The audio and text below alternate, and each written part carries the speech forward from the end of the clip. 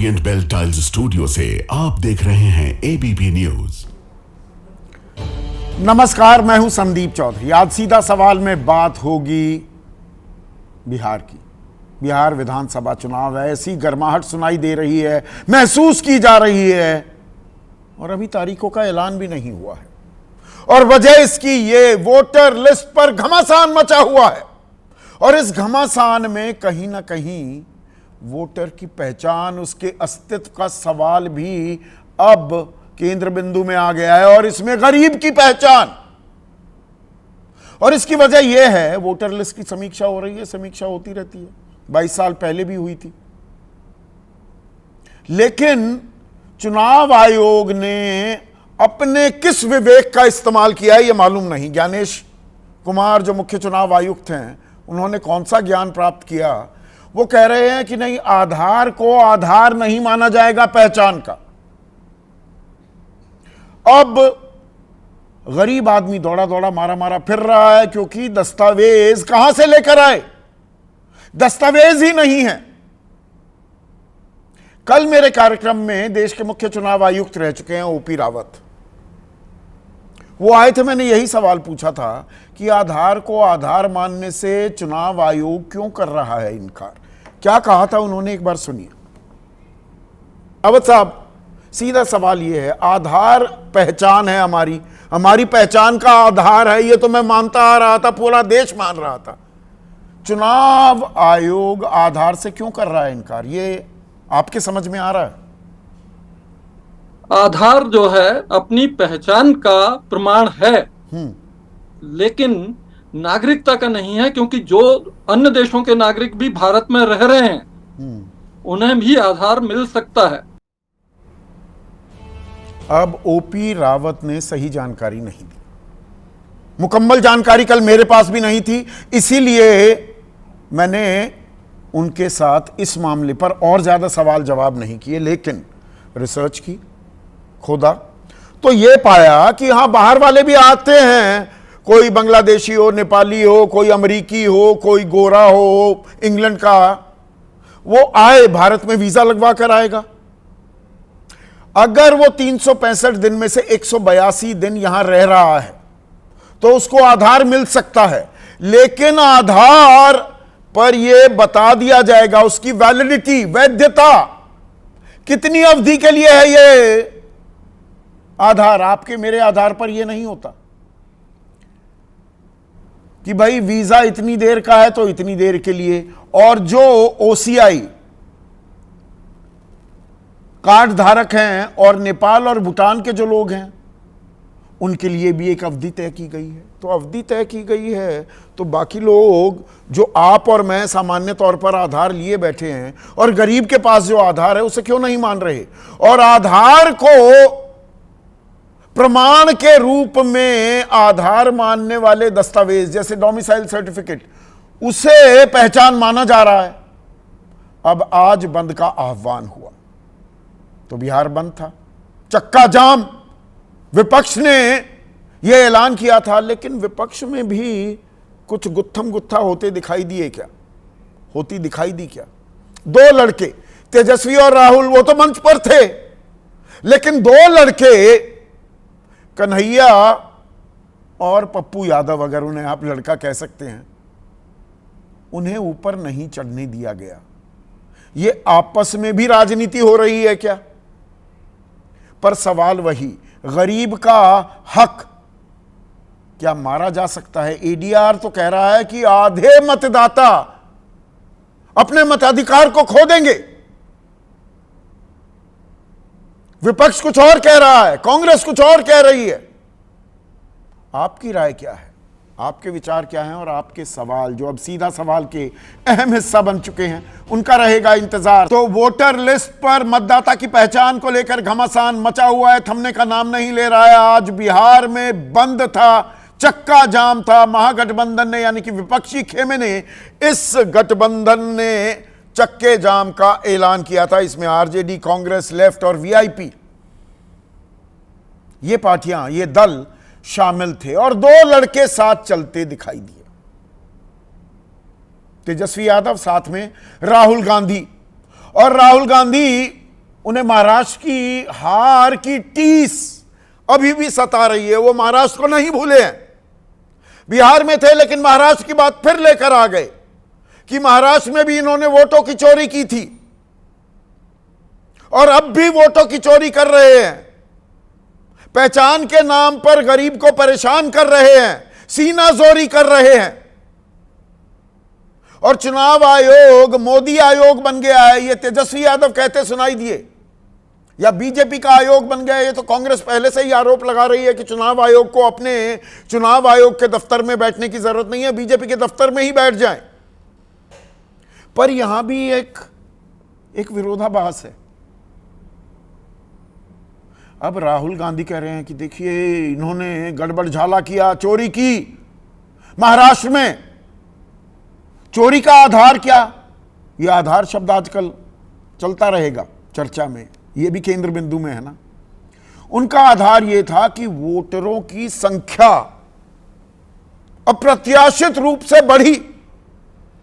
उन्होंने कहा कि 2019 में जो विधानसभा चुनाव हुए थे और 2024 में लोकसभा चुनाव हुए, उसके बीच तो 32,23,000 वोटरों की संख्या में इजाफा हुआ। लेकिन लोकसभा चुनाव 2024 और विधानसभा चुनाव 2024 4-5 महीने का जो वक्त था, उसमें 39,63,000। अरे गड़बड़ की। चुनाव आयोग बुलाता है उन्हें बताने के लिए, तो खैर वो जाते नहीं, ये अलग बात है। अब वो यहां पर दिलचस्प बात क्या है, यहां पर वोटरों की संख्या घट जाएगी, इसे भी चोरी दे रहे हैं। तो संख्या बढ़े तो चोरी हुई है, घटे तो चोरी हुई है। पर क्या दरअसल, ये तो राहुल गांधी की बात हो गई, अब इसको अलहदा करते हैं। पर क्या दरअसल वोटर के लिए एक पहचान का संकट खड़ा होता दिखाई दे रहा है? सिर्फ उसका वोटर का हक ही नहीं मारा जा सकता, यह आशंका तो है ही, उसकी पहचान ही उसके अस्तित्व पर सवाल हो जाएगा क्या? अब जो दस्तावेज मांगे जा रहे हैं उसे लेकर ADR, association for democratic reforms, 6 याचिकाएं दाखिल की गई हैं। कल सुनवाई भी होने वाली है सुप्रीम कोर्ट में। उनमें से एक प्रमुख याचिकाकर्ता एडीआर है। उसके संस्थापक जगदीप छोकर आज मेरे साथ एक खास मेहमान के तौर पर बैठेंगे, भी जुड़े हुए हैं। अब एडीआर ने तो यहां तक कह दिया कि 50% वोटर मतदाता सूची से गायब हो सकते हैं, उन पर तलवार लटकी हुई है। अब यहां पर गणित बताना आपको बहुत जरूरी हो जाता है। गणित क्या है? 7,90,00,000 के करीब वोटर हैं, 8 करोड़ मोटा मोटा पकड़ लीजिए। उसमें 4 करोड़ ऐसे हैं जो 2003 में भी मतदाता सूची है, 5 करोड़ ऐसे हैं जो 2003 की मतदाता सूची में भी थे। 4,96,00,000 है मोटा मोटा आंकड़ा। तो उन्हें तो कोई दस्तावेज देने नहीं, फॉर्म भरना है, तो वो तो बने रहेंगे। तो 3 करोड़ का खेल है ना। अब 3 करोड़ में जो 87 से 2003 के बीच पैदा हुए और 2003 के बाद जो पैदा हुए हैं, उनमें पहले वालों को अपने माता या पिता का जन्म प्रमाण पत्र देना है और 2003 के बाद वालों को दोनों का देना है। अब ये कहां से लेकर आए? यही सवाल बना हुआ है। और इसमें 20% आबादी ऐसी जो पलायन करने वाली है, जो बाहर जाती है रोजी रोटी कमाने के लिए, वो कम से कम 20% संख्या आंकी जा रही है। वो कैसे आएंगे और कैसे अपनी पहचान साबित करेंगे? तो जहां एडीआर 50% वोटर की बात कर रहा है, इंडिया गठबंधन कह रहा है 2 से 3 करोड़ लोग हैं ये 2003 के बाद वाले। बिहार कांग्रेस कह रही है 20% वोटर। अब ये डर, आशंका, भय फैलाया जा रहा है, या दरअसल आंकड़ा कुछ भी हो, लोगों के मतदाता होने पर तलवार लटक गई है क्या? यह आंकड़ा 1,000 वोट का हो, 1,00,000 का हो, 1 करोड़ का हो, यह सवाल तो जस का तस बनता है। और इस पर क्लैरिटी, सफाई क्यों नहीं आ रही? मैंने कल भी कहा था, चुनाव आयोग सहयोग करेगा, हैंड होल्डिंग करेगा आम आदमी की, या उसके सामने रोड़ा बनकर खड़ा हो जाएगा? असल सवाल यहां पर अटक गया है क्या? यहां आपको बता दूं, कल शाम 6 बजे तक जो गणना फॉर्म है मतदाता सूची के लिए, जो ये समीक्षा की जा रही है, सर किया जा रहा है, इंटेंसिव रिव्यू जो हो रहा है, 3,71,00,000 फॉर्म जमा हो चुके हैं, यानी कि 47.95%, 48%। अभी 16 दिन बचे हुए हैं, तो फॉर्म क्या सारे भर जाएंगे? तो ये सारी की सारी आशंकाएं क्या निराधार हो जाएंगी? या लोग फॉर्म भर तो रहे हैं, उसमें दस्तावेज नहीं मिलेंगे, दस्तावेज उनके पास होंगे नहीं, फिर 1 महीने का समय मिलेगा 25 जुलाई से 1 सितंबर तक का, उसमें भी नहीं कर पाएंगे। और असल कहानी तब अनफोल्ड होगी, तब पता लगेगा, तब कि जी इतने लाख या इतने करोड़ लोग वो वंचित हो गए हैं मतदाता के हक से, और तब तक बात हो जाएगी अब पछताए होत क्या जब चिड़िया चुग गई खेत। या सुप्रीम कोर्ट कोई समाधान निकालेगा। इस सब के बीच आज जो बंद हुआ, उसमें एक दिलचस्प तस्वीर भी देखने को मिली। 2 लड़के तो साथ आए, 2 लड़के मंच पर चढ़ने नहीं दिए गए। तेजस्वी और राहुल गांधी तो थे मंच पर, लेकिन पप्पू यादव वो तो पूरा बहिष्कार का ऐलान कर रहे हैं, ताल ठोक रहे हैं, सीमांचल इलाके में बीएलओज को अंदर मत घुसने दो, फॉर्म ही मत भरो। हैं कांग्रेसी खेमे के, पर कांग्रेस के बाकायदा नहीं है, क्योंकि लालू प्रसाद यादव को यह रास नहीं आया था, पर वो जीत गए पूर्णिया से। और कन्हैया कुमार, उनसे कोई 36 का आंकड़ा लगता है तेजस्वी यादव का, तो वो ऊपर चढ़ने लगे तो लोगों ने नीचे उतार दिया कि भैया तुम नीचे ही रहो। तो ऐसे में ये लड़ाई आधी अधूरी रह जाएगी क्या? ये भी अपने आप में एक सवाल है। लेकिन ऊपर बैठे 2 लड़कों ने कैसे ताल ठोकी, उस पर एक नजर। मैं हिंदुस्तान की जनता को और बिहार की जनता को कह रहा हूं कि महाराष्ट्र का चुनाव चोरी किया गया था, और जैसे महाराष्ट्र का चुनाव चोरी किया गया था, वैसे ही बिहार का चुनाव चोरी करने की कोशिश की जा रही है। इलेक्शन कमीशन जो है अब एक पॉलिटिकल पार्टी का प्रकोष्ठ बन करके रह गया है। उसके इशारे पे ही सारा फैसला निर्णय जो है लिया जाता है। खुद ही इलेक्शन कमीशन कंफ्यूज है, करना क्या चाहती है। बार बार जो है गाइडलाइंस जो है चेंज किए जा रहे हैं। ऐसे में आज का सीधा सवाल अब आपके स्क्रीन पर, और इसमें वोट की चोरी का मैंने जिक्र किया है, तो बिहार में वोट की चोरी कौन कर रहा? सीनाजोरी। ये सीनाजोरी किसकी तरफ से हो रही है? विपक्ष जो आरोप लगा रहा है, डर पैदा कर रहा है, या सत्ता पक्ष साथ दे रहा है चुनाव आयोग का, या चुनाव आयोग सीनाजोरी कर रहा है? और सर पर घमासान, गरीब खो देगा पहचान, ये कहीं गंभीर विषय है। और ये आने वाले दिनों के लिए बिहार ही नहीं, अभी बंगाल में होगी और जगह होगी, तो ये नए तरह का एनआरसी तो साबित नहीं हो जाएगा। ये डर, ये आशंका भी क्या अब लगातार बनी रहेगी। चर्चा में मेरे साथ जेडीयू, सत्ताधारी दल है, अगुवाई कर रहा है सरकार की बिहार में, उनके नेता हैं नवल शर्मा। एनडीए के अहम घटक, बिहार इनकी पहचान भी है, एलजेपी रामविलास पासवान, गुट के नेशनल वाइस प्रेसिडेंट और मुख्य प्रवक्ता ए.के. वाजपेयी। मेरे साथ आरजेडी के युवा चेहरा हैं, राष्ट्रीय प्रवक्ता हैं जयंत जिज्ञासु। दीपांकर भट्टाचार्य महासचिव हैं सीपीआई एमएल के, एक्सक्लूसिव इनसे बातचीत करूंगा। पप्पू यादव सांसद हैं पूर्णिया से, दूसरे लड़के जिन्हें ऊपर नहीं चढ़ने दिया गया आज मंच पर, इन्होंने अपना मोर्चा खोल रखा है, वो भी मेरे साथ चर्चा में जुड़ने वाले हैं। स्टूडियो में जाने माने राजनीतिक विश्लेषक अभय दुबे हैं, और साथ ही साथ एक बेहद ही खास मेहमान, और मैंने उनका परिचय पहले ही आपसे करा दिया था, एडीआर के संस्थापक जगदीप छोकर मेरे साथ जुड़ चुके हैं। जगदीप छोकर साहब, आपने बहुत ही बड़ा आरोप लगाया है कि भाई 50% मतदाता अपने मताधिकार से वंचित हो सकते हैं? 8 करोड़ में से 4 करोड़, ये फिगर कैसे आई, कहां से आपने कैलकुलेशन की? देखिए, ये फिगर ऐसे आई कि बिहार में से कितने लोग पलायन किए हुए हैं उसका एग्जैक्ट नंबर किसी को पता नहीं है, लेकिन बहुत हैं। 30, 40, 50% हो सकते हैं। दूसरी बात, कौन वोटर लिस्ट में है या नहीं है ये पता लगेगा जिस दिन ड्राफ्ट इलेक्टोरल रोल छपेगा।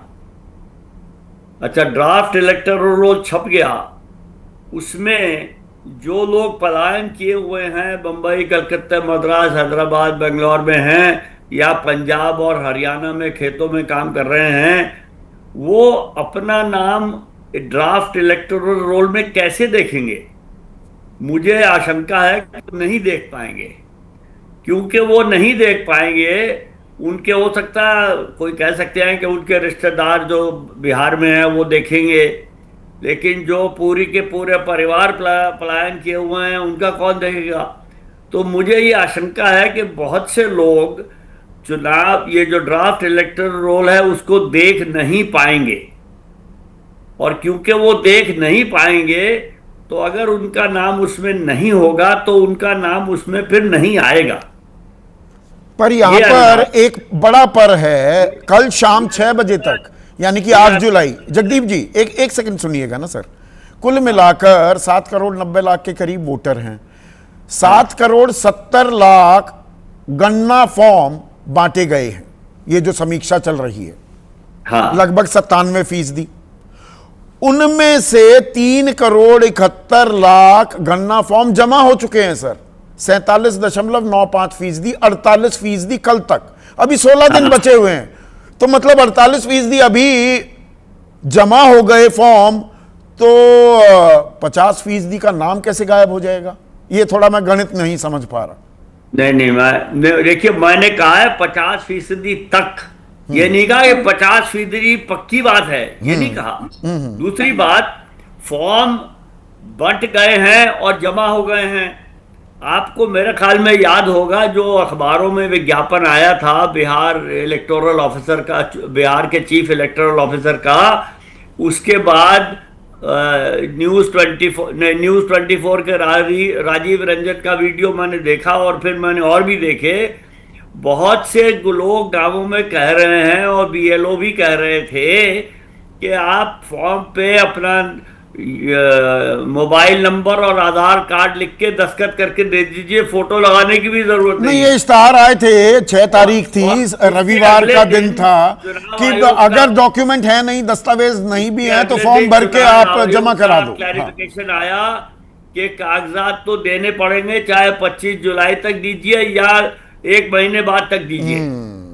अगर किसी ने वो कागज नहीं दिए तो उनका फॉर्म तो जमा हो गया, लेकिन उसका फायदा क्या होगा? मैं उसके बाद 1-2 दफा ये कह चुका हूं कि जिस दिन फॉर्म जमा करने की आखिरी तारीख है 25 जुलाई, 26 जुलाई को ये प्रेस नोट आएगा कि 99.9% फॉर्म जमा हो गए हैं, और ये बिल्कुल ठीक है।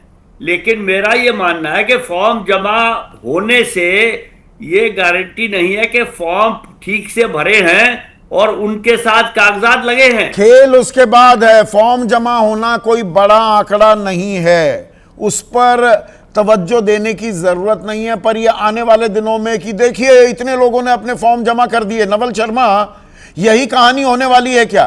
क्या गरीब का हक मारा जा सकता है? सिर्फ वोट का ही नहीं, उसकी पहचान पर भी, उसके अस्तित्व पर भी तलवार लटक सकती है क्या? ये खतरा है या ये कोरी राजनीति है?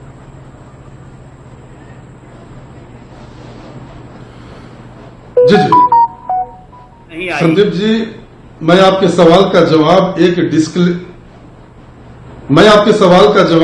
डिस्क्लेमर के साथ दे रहा हूं कि मैं जेडीयू का प्रवक्ता हूं, न कि चुनाव आयोग का प्रवक्ता हूं। लेकिन मैं एक अनुशासित पार्टी का प्रवक्ता हूं, और मेरी पार्टी भारत में लोकतंत्र के शुद्धिकरण के लिए चुनाव आयोग द्वारा उठाए गए प्रत्येक कदम का मजबूती से समर्थन करती है। चाहे वो आम आदमी, गरीब आदमी, एक सेकंड नवल भाई, चाहे वो गरीब आदमी आम आदमी को परेशानी में ना डाल दे। आप बिहार को मुझसे बेहतर जानते हैं, मैं भी जानता हूं थोड़ा बहुत बिहार को।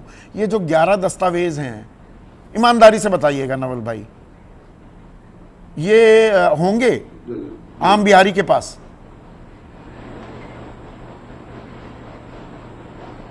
जी देखिए, आपने बिहार की चर्चा की तो थोड़ा सा मैं बड़े परिप्रेक्ष्य में आपको बस एक दो लाइन में ले चलूंगा कि बिहार में एक दौर वह भी था जब पूरी चुनावी प्रक्रिया एक प्रहसन बना हुआ था, और कभी टीएन शेषन ने कहा था कि बिहार में चुनाव करवाना युद्ध करवाने जैसा है, क्योंकि बिहार की पूरी प्रशासनिक मशीनरी पढ़ाने लग जाते हैं। पढ़ लिया मैंने, इतिहास पढ़ लिया, यूनिवर्सिटी में पढ़ लिया।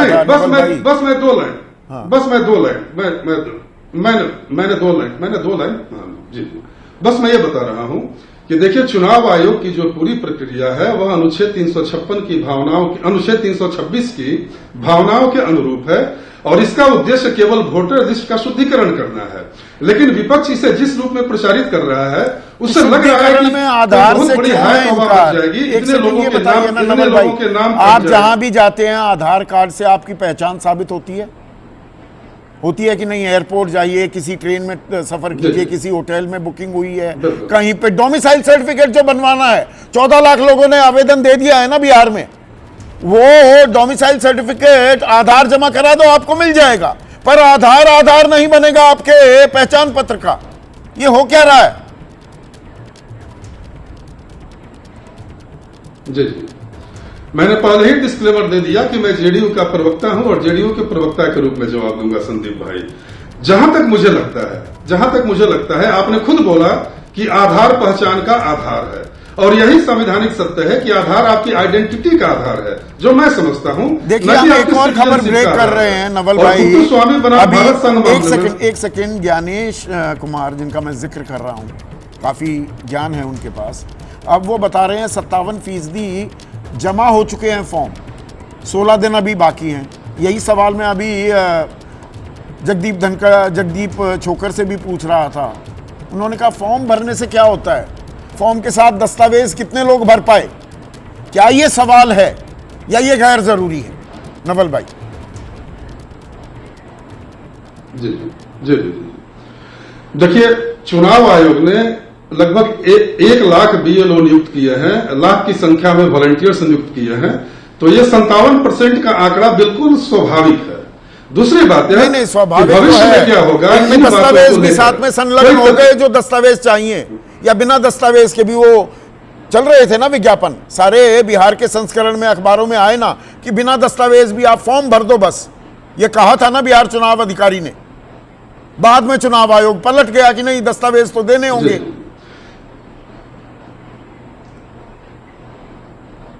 बिल्कुल संदीप भाई, मैं फिर से बता रहा हूं कि यह जो SIR चल रहा है वह केवल वोटर लिस्ट का शुद्धिकरण है, कि न कि नागरिकता को वैलिडेट करने का कोई अभियान चल रहा है, जिस तरह से विपक्ष इसे प्रचारित कर रहा है। तो ये SSR क्यों की थी? वो स्पेशल समरी रिवीजन मैं समझ पा रहा हूं, अक्टूबर से जनवरी 2025, वो 3 महीने स्पेशल समरी रिवीजन किस लिए की थी?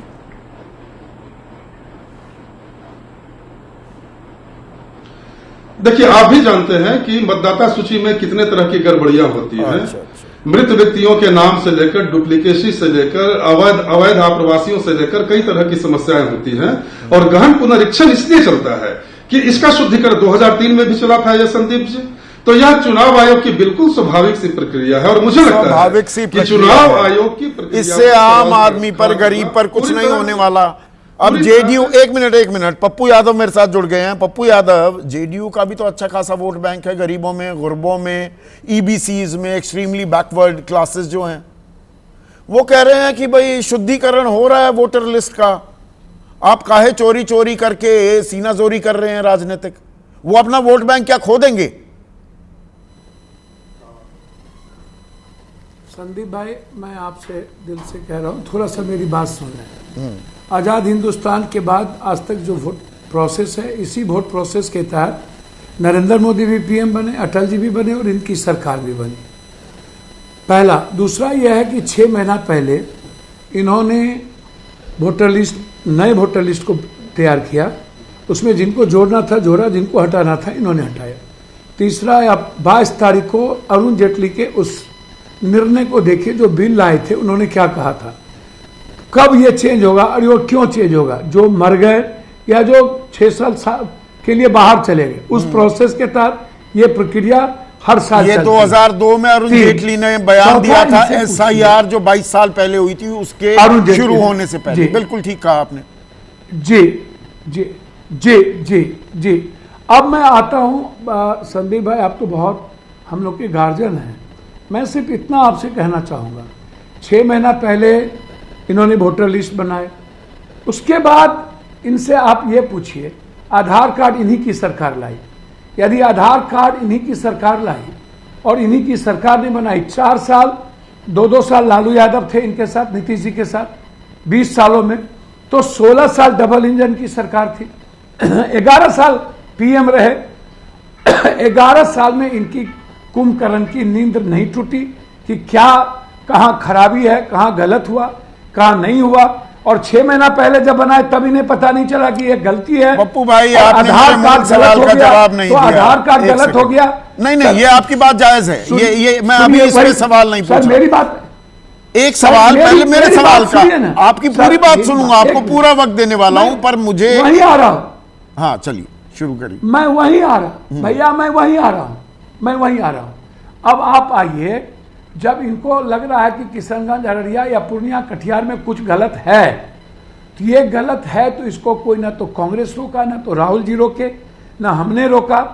और आधार कार्ड इनके ड्रीम प्रोजेक्ट थे, इनका 26%, 22%, 23%, जो बड़े बड़े इनके टीवी एंकर लोग जो बोलते रहते हैं, बीजेपी के प्रवक्ता लोग, वो उनका उस 4 जगह पर रहता है।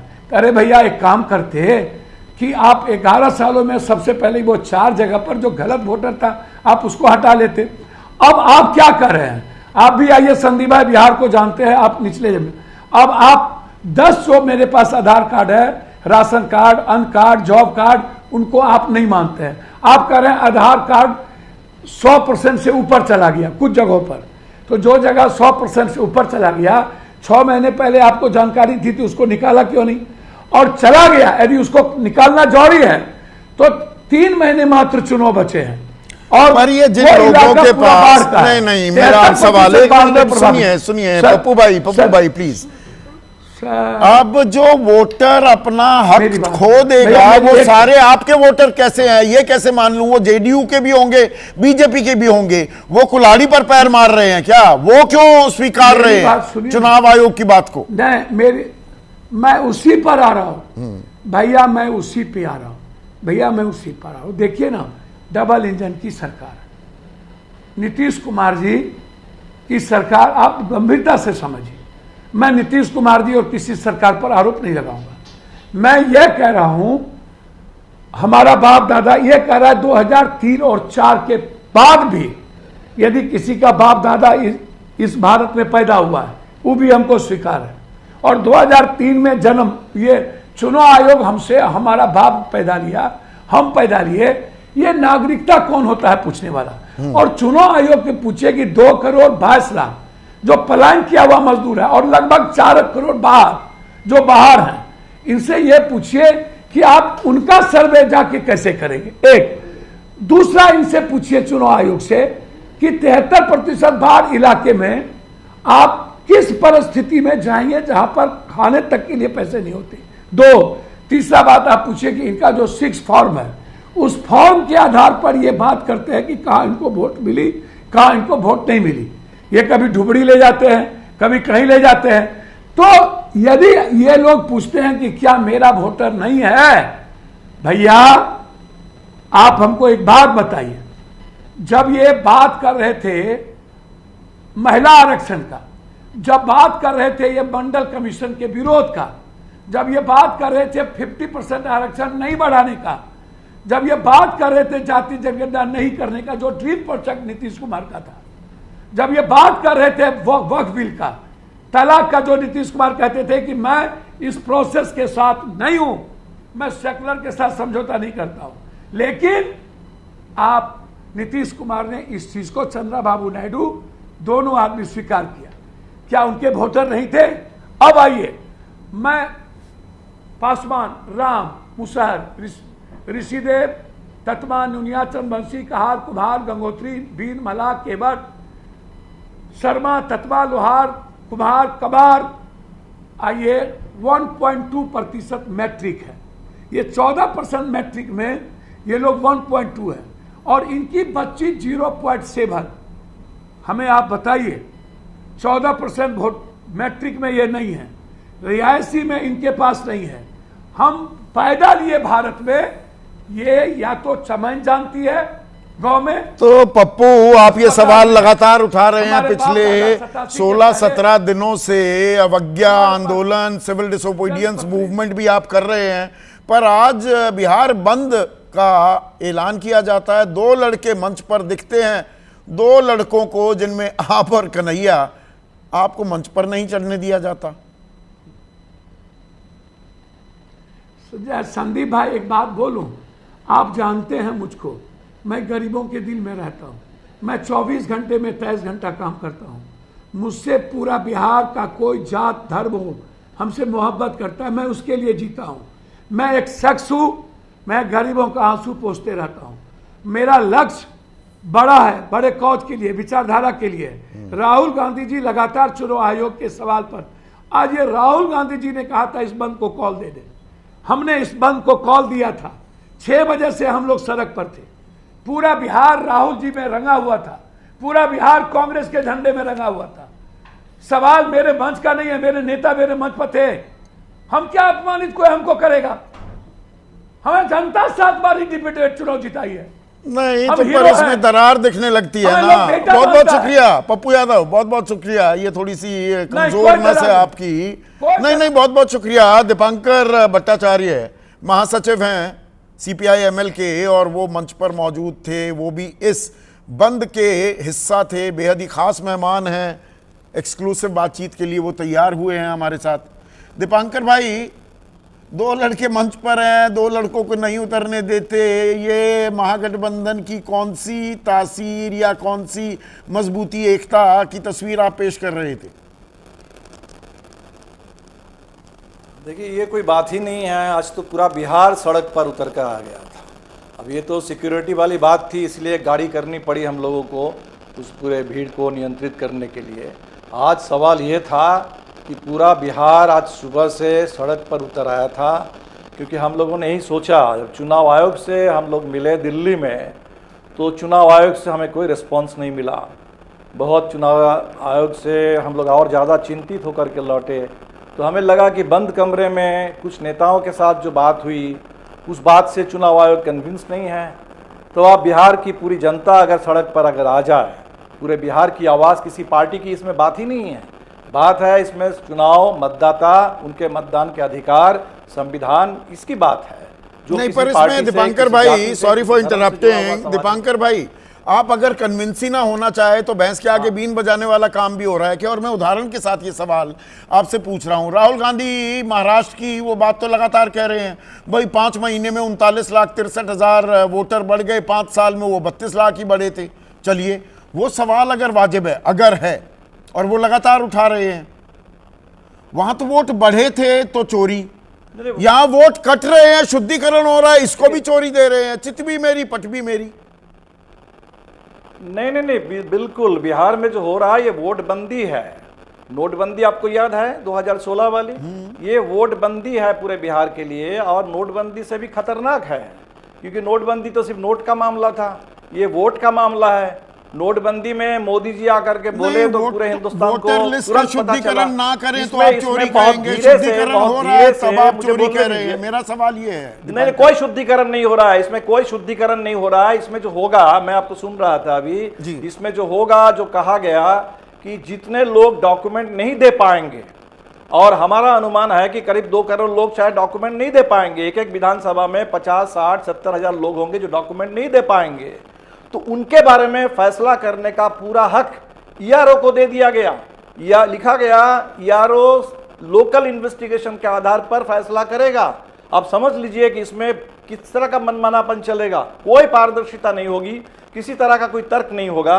शायद यही कारण है कि एनडीए के लोग खामोश चुपचाप बैठे हुए हैं। उनको लग रहा है ये जो मंथन चल रहा है, इस मंथन से ऐसा कोई एक वोटर लिस्ट निकल करके आएगी जो शायद उनके लायक हो, उनके लिए कस्टमाइज क्यूरेटेड कोई वोटर लिस्ट हो। नहीं, तो हमारी चिंता तो ये है कि आम लोग जिनका मताधिकार चला जाएगा। आप कह रहे हैं एनडीए की कोई वोट बैंक नहीं है, 30 सीटें जीती थी भाई उन्होंने। नहीं, हम बिल्कुल वो नहीं कह रहे हैं, हम वो नहीं कह रहे कि देखिए अति पिछड़ों का, सुनिए, अति पिछड़ों का वोट उनको भी मिलता है, हमें भी मिलता है, दलितों का वोट उनको भी मिलता है, हमें भी मिलता है, इसलिए हम कोई ब्लैंकेट बात नहीं कर रहे हैं। लेकिन जब अब ईआरओ को ये पावर दे देंगे कि एक एक विधानसभा में 50,000, 60,000, 70,000 लोग जो डॉक्यूमेंट नहीं दे पाए हैं, जो गरीब लोग हैं, जो प्रवासी मजदूर हैं, जो महिलाएं हैं, जो आज के युवा हैं, जो आज के मनरेगा मजदूर है, जिनके पास जॉब कार्ड है लेकिन और कोई कार्ड नहीं है, तो इनके नाम जब छट जाएंगे और इस पर फैसला करने का हक जब ईआरओ को होगा और वो फैसला अगर किसी पक्षपातपूर्ण फैसला हो तो हम लोग कहां जाएंगे? सवाल तो वहां आ रहा है। और इसमें क्या मतदाता की एक नागरिक की पहचान का सवाल भी खड़ा हो गया है? डाका डाला जाएगा दिन में, इसीलिए लोग इसको नहीं दीपांकर, क्या उससे ज्यादा गंभीर और ज्यादा बड़ी समस्या वोटर की पहचान को लेकर एक आम आदमी के अस्तित्व, एक गरीब की पहचान का सवाल भी खड़ा हो जाएगा क्या? सिर्फ उसका वोटिंग का हक नहीं जाएगा, फिर बिल्कुल तो होगा, बिल्कुल होगा। तो उसको ना पेंशन मिलेगी ना राशन मिलेगा। अभी तक देश में नहीं, बिल्कुल बिल्कुल वो सवाल है कि देखिए अभी तो बताया जा रहा था कि आधार है सबसे बड़ी पहचान, हर चीज को आधार से जोड़ दिया जा रहा था, यहां तक कि मनरेगा का जो पैसा है उस पेमेंट को भी डिजिटल करके आधार से जोड़ दिया गया, राशन को डिजिटल करके आधार से जोड़ दिया गया। अब जब चुनाव का समय आया, आधार को निराधार बना दिया गया।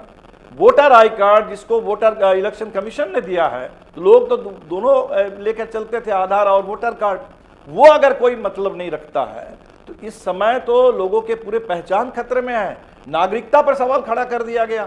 चुनाव आयोग ने पर जब चुनाव आयोग आपको बुलाता है, 24 दिसंबर 2024 को कांग्रेस को बुलाया था, नेता जाते नहीं है। चुनाव आयोग तो कह रहा है हमने 5,000 से ज्यादा मीटिंग की है। जब चुनाव आयोग ने बुलाया, जब चुनाव आयोग ने बुलाया हम लोग गए। चुनाव आयोग ने पूरे बिहार भर से लोगों को, कार्यकर्ताओं को बुलाया, कभी इस पर तो कोई बात ही नहीं हुई। इस सवाल पर चुनाव आयोग अगर चिंतित था, मैंने तो यही सवाल पूछा कि अगर पहले से चुनाव आयोग के दिमाग में ये बात थी तो इस पर चर्चा करनी चाहिए थी, कंसल्टेशन की जरूरत है। तो चर्चा का दरवाजा आज भी खुल सकता है क्या? 20 जून तक दीपांकर, देखिए अभी चुनाव की तारीखों की घोषणा नहीं हुई है और ये कोई ऐसी लक्ष्मण रेखा या फाइनल वर्ड नहीं है जी 25 तक ही देना है। ये सुप्रीम कोर्ट ने भी 10 तारीख कल की सुनवाई तय करते वक्त कहा कि it has no sanctity as such. बिल्कुल, हमें इंतजार है कि अभी इंतजार है फैसला मिलता है। नहीं, सुप्रीम कोर्ट से पहले क्या चुनाव आयोग के साथ एक और सर्वदलीय बैठक से कोई रास्ता निकल सकता है? बिहार के सीईओ ने जो विज्ञापन दिया उससे मेरी चिंता और बढ़ गई, क्योंकि आप कह रहे हैं कि ठीक है ड्राफ्ट स्टेज में हम लोगों को नहीं निकालेंगे, जो भी एन्यूमरेशन फॉर्म भर के दे दे उनको ले लेंगे बिना डॉक्यूमेंट बिना फोटो, लेकिन 1 महीने के अंदर उनको तो देना होगा। और जब वो नहीं दे पाएंगे अब तब उनके बारे में अभी भी बातचीत हो सकती है कि नहीं? चुनाव आयोग के साथ एक सर्वदलीय बैठक हो सकती है, रास्ता निकल सकता है क्या दीपांकर? तो ये तो चुनाव आयोग, हम लोग जब चुनाव आयोग से बात करने गए, मैं आपको बताऊं, हम तो बहुत चिंतित हुए।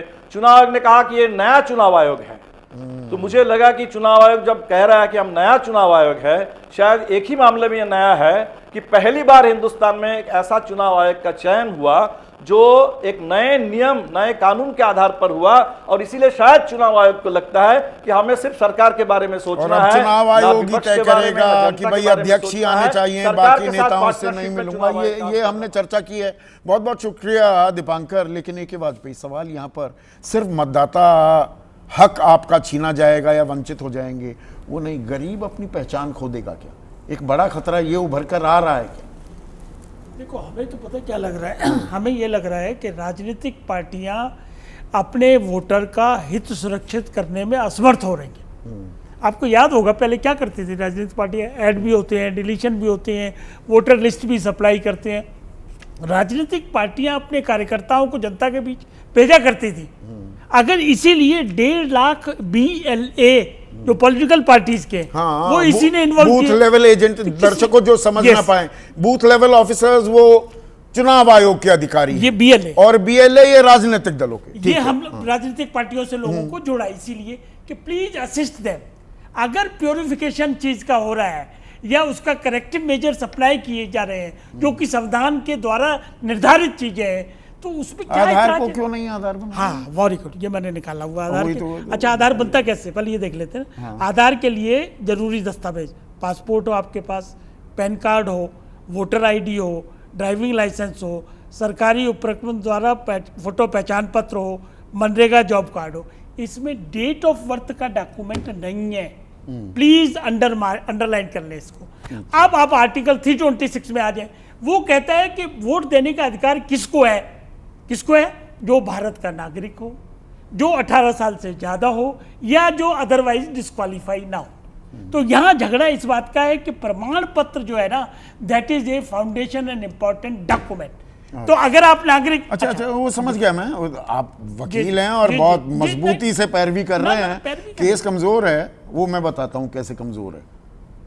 ये बताइए, आधार कार्ड आपको जो दिया गया है, ये हर जगह कैसे इस्तेमाल हो रहा है? ये इलेक्टोरल रोल्स जो हैं, जो अभी मौजूदा चुनाव आयोग के, आपके आधार को क्यों लिंक किया जा रहा है? मैं दोबारा इस बात को कह लेता हूँ एक सेकंड में। जो वोट कौन देगा? बांग्लादेशी नहीं दे सकता, जो नागरिक नहीं है वो नहीं दे सकता। और ये कैसे ये भी एक भ्रांति कल फैलाने की कोशिश की गई मेरे कार्यक्रम में। नहीं, वो तो आपने कहा ना कि वो टाइम लिमिट होती है उसमें, वो तो डिफरेंट इशू है। ये इशू ये है कि वोट देने का अधिकार सिर्फ और सिर्फ। अच्छा, वो 6 नंबर जो दस्तावेज है, 11 दस्तावेजों में डोमिसाइल सर्टिफिकेट, स्थायी निवास पत्र, उसमें आधार दिखा दो, आपको स्थायी निवास पत्र मिल जाएगा 15 दिन में। देखिए, डोमिसाइल सर्टिफिकेट है टू सिक्योर द एम्प्लॉयमेंट। देखिए, नागरिक अब हो गया ना, मैंने कहा था कमजोर केस है। नहीं, कमजोर केस का मतलब है आपने ये नहीं, प्लीज साथ फैक्ट्स पे रहते हैं ना। चलो, आपने कहा कि डेट ऑफ बर्थ को सर्टिफाई करने का डॉक्यूमेंट नहीं है आधार। यस, डोमिसाइल से हो जाएगा? डोमिसाइल से नहीं होगा। डोमिसाइल, अरे भाई 11 में से एक दस्तावेज दे दो। अरे भाई, आपकी पहचान हो गई साबित। डोमिसाइल 11 में नहीं है, 11 में है, 6ठा नंबर है। संदीप जी, मैं सहमत नहीं हूँ। देखिए, अरे भाई, पहचान अब सहमत नहीं है, अब आप जो चीज है उसी को ही नहीं मानेंगे तो मैं क्या करूं? पहचान अलग है, जन्म पत्र अलग है, इतनी सी बात है बस। अरे भाई, उन 11 दस्तावेजों में डोमिसाइल भी हम दिया इससे जा आगे- सकता है। हम इससे आगे चलते हैं, अब हम आगे इससे चल आगे पड़े। चलते हैं ना। कल सुप्रीम आपके भी कोर्ट, वो गरीब वोट कल सुप्रीम वोट बैंक देख रहा है। इसीलिए हम कह रहे हैं कि ये हमारा फर्ज है कि अपने वोटर को जाके अच्छा, प्रोटेक्ट करें। चुनाव आयोग का अरे, कोई फर्ज नहीं? क्यों नहीं फर्ज है? एक बात सुनिए, कल मैटर लगा हुआ है सुप्रीम कोर्ट में। अच्छा, सुप्रीम हर कोर्ट चीज में का इलाज सुप्रीम कोर्ट ही करेगा? हम नहीं गए हैं, हम थोड़ी गए हैं, क्योंकि हम तो सवाल है, संवैधानिक- जिन सवालों के जवाब नहीं दे रहा। इलेक्शन कमीशन ऑफ आज इंडिया, तक चुनाव आयोग ने ये बताया आधार क्यों नहीं आधार बन रहा है आपके ये तो मैं ही बता पहचान रहा हूँ कि का। आधार क्यों नहीं बन रहा है। नहीं, जन्म वो पत्र की डेफिशिएंसी ज्ञानेश है। कुमार भी थोड़ा ज्ञान दे दें हमें। वो कितनी बार का ज्ञान देंगे? कब हर बार बताया? आके प्रेस कॉन्फ्रेंस थोड़ी करेंगे। हर बार अगर आके। आपको लगता है कि उनका कोई कार्य कानून की परिधि के बाहर है, यू कैन चैलेंज इट, और वो आपने किया है। Now waits for till tomorrow. कल दूध का दूध और पानी का पानी हो जाएगा। चुनाव आयोग ने तो ये भी नहीं बताया कि सिर्फ बिहार में ही क्यों हो रही है समीक्षा, ये सर बिहार में ही क्यों हो रहा है? चुनाव और आयोग अभी के ऊपर SSR हुआ था। चुनाव आयोग के ऊपर तो कौन सा आरोप नहीं लगाया विपक्षी नहीं, पार्टियों ने? इसका कोई अभी- जवाब है कि सिर्फ बिहार में ही क्यों हो रहा है? तो बाकी राज्यों को भी अनाउंसमेंट है मेरे कहाँ ख्याल से, है? बाकी राज्यों में भी होगा। ख्याल मत कीजिए, मुझे ख्यालों की दुनिया, यहाँ देखिए, ख्याली पुलाव थोड़ा नहीं, पका रहे अगर हैं। एक राज्य में हो रहा है तो आगे भी होगा। और आगे बल्कि भी, अभी इससे सारे आगे- साथ क्यों नहीं हुए? संदीप जी, इससे आगे भी अनाउंसमेंट है। इससे- वही वन तो नेशन बिहार- वन इलेक्शन, वो तो भी मतलब अनाउंसमेंट वो है। अपने राजनीतिक एजेंडे किसी पार्टी का, आप बूथ कैप्चर ये राजनीतिक एजेंडा तो बीजेपी का है, उसको फॉलो कर रहा है चुनाव आयोग। के युग में जाना चाहते हैं या डिजिटाइजेशन के युग में? डिजिटाइजेशन के युग का सबसे बड़ा प्रमाण तो आधार है। आधार क्या नहीं, हुआ हमारे उसका? हिसाब से नहीं है आधार, अच्छा, बिल्कुल आपके नहीं। हिसाब से क्योंकि नहीं। वो चलिए। डेफिशिएंसी है उसमें जन्म डेफिशिएंसी है, ठीक है। तो डेफिशिएंसी जहां भी थोड़ी दिक्कतें हैं उनको दुरुस्त किया जा रहा है, तो परेशानी क्या है जयंत? नहीं, देखिए, हमारी और आपकी इच्छा के हिसाब से अगर चीजें तय होंगी तो फिर हम इस लोकतंत्र को कमजोर करेंगे। हर चीज के लिए कोई ना कोई प्रेसिडेंस बना हुआ है या फिर कोई कानून है, और संविधान सम्मत ढंग से हम किसी को भी वंचित नहीं कर सकते उसके मताधिकार से। और ये कई बार उच्चतम न्यायालय की तरफ से भी कहा जा चुका। और नागरिकता देने का, सिद्ध करने का, खारिज करने का हक गृह विभाग को, ये चुनाव आयोग का काम ही नहीं है। चुनाव आयोग लगातार अव्यवहारिक ढंग की शर्तें रख रहा है किसी के मताधिकार को तय करने के लिए। यहां पर दिक्कत है।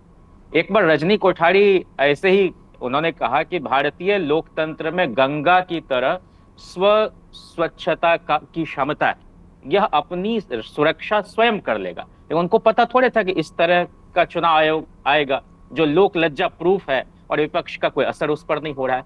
आप जो कह रहे हैं कि एडिशन होगा या कोई शिफ्ट कर रहा है किसी जगह या फिर डिलीशन होगा किसी की डेथ के बाद, तो ये तो चुनाव आयोग बहुत ही नॉर्मल प्रैक्टिस के साथ करता आ रहा था। अब आपने वोटर पर यह दायित्व डाल दिया है कि वो जुड़वाए, और 2 बार 57% लोगों ने पर फॉर्म भर दिया है, 16 दिन बचे हुए हैं जयंत। मैं तो वही कह रहा हूं कि कल ही एक डिस्ट्रिक्ट मजिस्ट्रेट का ऑडियो वायरल हुआ है, वो कह रहे किसी तरह से इसको कराओ। और बार बार जो ये कंफ्यूजन क्रिएट किया जा रहा है चुनाव आयोग की तरफ से और राज्य चुनाव आयोग की तरफ से भी, तो आप विज्ञापन में कुछ कहते हैं, चुनाव आयोग का निर्देश कुछ होता है। मैं तो आपसे सिर्फ इतना कहना चाहता हूं, आज जो हमारा बंद था और सभी घटक दलों का और जो ट्रेड यूनियन का भी, अरविंद वर्मा है हमारे तो दर्शक। जयंत एक सेकंड, आपकी बात से ही जुड़ता हुआ सवाल है। वो कह रहे हैं कि ऐसा लग रहा है कि बिहार में चुनाव आयोग मतदान करने की परीक्षा करवा रहा है और पात्र मतदाता ही चुनाव परीक्षा दे सकेंगे। हम तो ये कह रहे हैं कि लोकतंत्र की एक पुकार, बचा रहे मत का अधिकार। निष्पक्ष चुनाव की क्या पहचान, अमीर गरीब करे मतदान। लेकिन आपने तो वोट के राज से जो छोट का राज स्थापित होता था उसी पर कुठाराघात किया है, और आपने इसको एजुकेशन से लिंक करने का काम किया। जब आप जो है मैट्रिक का सर्टिफिकेट देने की बात कर रहे हैं या जाति प्रमाण पत्र, वो किन लोगों के पास है, कितने लोगों के पास है? हम कह रहे हैं कि बार बार ये शुद्धिकरण की बात हो रही है। गौर कीजिएगा संदीप जी, मुझे इस शब्द पर भी आपत्ति है। मतलब हमने जब संविधान को अंगीकृत, अधिनियमित और आत्मर्पित किया तो उसमें एक वोट एक मान का अधिकार सबको दिया। लेकिन क्या 75 वर्षों में ही हमारी मतदाता सूची अशुद्ध हो गई? वो छुआ गया किसी दलित के, पिछड़े के, आदिवासी के, अति नहीं, पर अगर घुसपैठिए, रोहिंग्या, जो ये बात गिरिराज सिंह कल कह रहे थे, इनको क्या मतदाता सूची से बाहर नहीं करना चाहिए?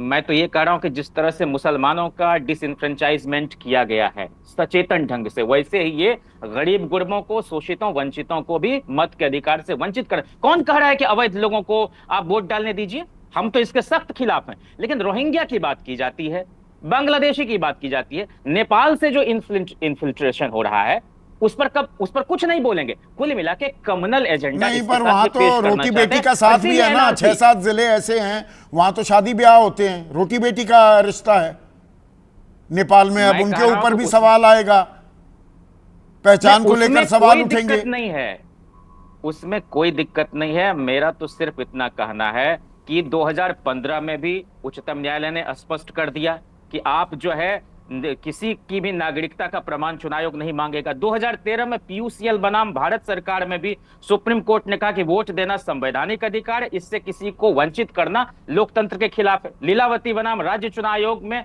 2015 में फिर सुप्रीम कोर्ट का साफ आदेश है कि गरीबों, मजदूरों और असुरक्षित तबकों को चुनाव से वंचित करना असंवैधानिक है। हम तो अपने लोगों से यही कहना चाह रहे हैं जो आरजी गरसोल कहते थे कि eternal vigilance is the price of liberty. तो निगरानी तो आप रखे हुए हैं, अदालत भी पहुंचे हुए हैं, मनोज झा आपके नेता। तो अभी देखिए, पर मुझे एक चीज समझ नहीं आ रही है। अबे आधार अगर आधार नहीं है आपकी मेरी पहचान का, तो ये आधार बनवाया क्यों जा रहा है? और ये हर जगह इस्तेमाल करने के लिए हमें फोर्स क्यों किया जा रहा है? क्या जरूरत है फिर आधार की? आप देखिए, मैं एक बिल्कुल ताजा उदाहरण दूं। आप यूनाइटेड किंगडम का वीसा फॉर्म भरिए, जब आपको वीसा मिले उस फॉर्म को भरिए, उसमें साफ लिखा होता है उसके अंदर कि सिटीजन, भारत का सिटीजनशिप कार्ड कौन सा है। हाँ। आधार नंबर लिखा होता है। एग्जैक्टली। ब्रिटेन मानता है हाँ। कि भारत का सिटीजनशिप कार्ड जो है वो आधार नंबर है। हाँ, वही भरते हैं, वीजा में वही भरते हैं। हाँ, सिटीजनशिप कार्ड वो लोग वही मानते हैं। अब हमारे यहाँ ये परंपरा नई शुरू हुई है, उसको नहीं मानते हैं। हाँ। अच्छा, अब आप कल भी आपका प्रोग्राम सुन रहा था, आप बार बार एक सवाल पूछ रहे हैं कि ये जो चुनाव आयोग ने तलवार निकाली है वोटरों को काटने की, ये तो सभी तरफ काटेगी। हाँ। है, ये नीतीश कुमार के वोट भी काटेगी, काट सकती है, चिराग पासवान के भी काट सकती है, आरजेडी की भी काट सकती है, सीपीआई एमएल के भी काट सकती है। मैंने भी विपक्ष के कई लोगों से ये सवाल पूछा है, तो उनके मन की भावना क्या है ये मैं इससे आपको अवगत कराना चाहता हूँ। उनके मन की भावना ये है कि जो लाखों लाख फॉर्म चुनाव आयोग को मिल गए हैं, जिन पर चुनाव आयोग, दीपंकर भी अभी कह रहे थे, जिन पर चुनाव आयोग के अधिकारी विचार करेंगे कि उनको दस्तावेजों की अनुपस्थिति में वोटर माना जाए या नहीं माना जाए। खेल असली यहां पे होगा, ईआरओ के हाथ में जो वो ताकत होगी, खेल असली यहां पर होगा। वहां पे संघ के लोग बैठे होंगे, वहां भाजपा के लोग बैठे होंगे, वो ये तय करेंगे कि इसको रखा जाए, इसको नहीं रखा जाए। एक से बहुत दूर की अगर एक निर्वाचन की क्षेत्र वही साजिश के आरोप लगाने की जो आदत बन गई है, वो क्यों ना मानो? नहीं, देखिए, मानने के लिए कुछ भी माना जा सकता है, लेकिन एक सरकार का पक्ष है और एक विपक्ष नहीं, इसमें एक पक्ष ये भी है ना अभय भाई, महाराष्ट्र आप करते रह गए, दिल्ली की बात नहीं करते हैं। दिल्ली में तो बाकायदा अरविंद केजरीवाल ने और आम आदमी पार्टी ने बताया, एक सांसद के घर में कहीं 28 वोटर जुड़ रहे हैं, कहीं 43 जुड़ रहे हैं, कहीं 26 जुड़ रहे हैं। उस बात को नहीं उठाती है कांग्रेस, पर वहां वोटर जुड़ रहे थे, यहां तो कट रहे हैं। मेरा कहना यह है कि महाराष्ट्र का केस चित भी मेरी पट भी मेरी, ऐसी बात नहीं है संदीप जी। महाराष्ट्र का केस बिल्कुल अलग तरह का केस है, वहां पे अलग तरह की युक्ति अपनाई गई, वहां का हथकंडा अलग है। यहां पर कुछ दूसरा मामला है। यहां पर मामला तो यह बन रहा है कि बिहार के बाद सारे देश में यही काम होगा, सब जगह ऐसी तरह की समस्याएं आएंगी और गरीब पर गाज गिरेगी, गरीब पे या उन लोगों पर गाज गिरेगी जो दरअसल मोटे तौर पर, मोटी राजनीतिक समझ के आधार पर भारतीय जनता पार्टी या उसके सहयोगी दलों के वोटर नहीं समझे जाते हैं। हाँ, उनके ऊपर गाज गिर सकती है, क्योंकि अब तो आइडेंटिफाई हो जाता है ना। जैसा दीपंकर कह रहे थे कि एक क्यूरेटेड लिस्ट, जिससे सत्ता पक्ष अधिक सहज महसूस करेगा, ऐसी लिस्ट आएगी और उस लिस्ट से उत्तर प्रदेश का भी चुनाव होगा, उस लिस्ट से पंजाब का चुनाव भी होगा, उस लिस्ट से लोकसभा चुनाव भी होगा। 15 सेकंड का मैं एक जवाब चाहूंगा। इस सारा ये मट्ठा रायता जो फैल रहा है, एक सर्वदलीय बैठक अगर चुनाव आयोग बुला ले, सबकी बात सुन ले और एक सर्वसम्मति से फैसला हो जाए, बात खत्म हो सकती है। ये आपका सुझाव अच्छा है, लेकिन मुझे इसमें शक है कि इससे ये समस्या सुलझेगी। तो यहां पर जो नींव होती है, बुनियाद, वोटिंग का हक, भाई हम अपने प्रतिनिधि चुनते हैं ना, जनता जनार्दन हमें बहकाया जाता है खैर ये कहकर कि हम जनता जनार्दन हैं, पर एक दिन के लिए तो है ना, और अपनी सरकार को चुनते हैं।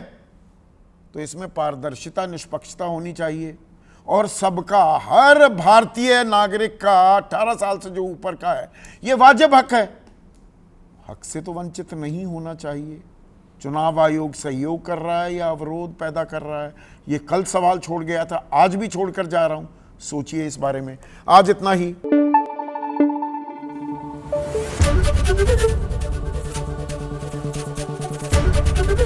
एबीपी न्यूज आपको रखे आगे।